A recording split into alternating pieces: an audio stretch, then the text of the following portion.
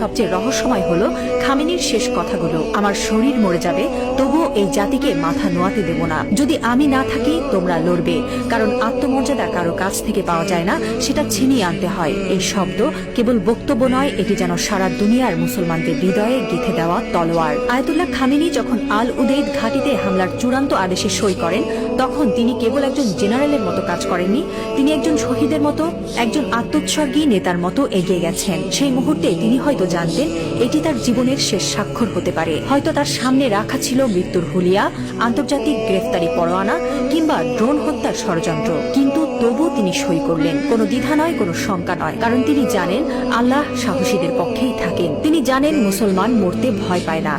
যারা আল্লাহর পক্ষে থাকেন তারা জানে মৃত্যু মানেই পরাজয় নয়, বরং আত্মত্যাগী বিজয়ের শুরু। এই একজন মানুষ এখন আর কেবল ইরানের নেতা নন, তিনি হয়ে উঠছেন সারা বিশ্বের মুসলিম উম্মার প্রতীক। একজন বিশ্বাসী, একজন অটল মুজাহিদ, একজন সাহসী পিতার মতো তিনি বলছেন, আমি থাকি বা না থাকি তোমরা লড়বে। হ্যাঁ মুসলিম উম্মাহ, তোমরা মাথা নিচু করো না। লা ইলাহা ইল্লাল্লাহ, আল্লাহ ছাড়া আর কোনো ইলাহ নেই।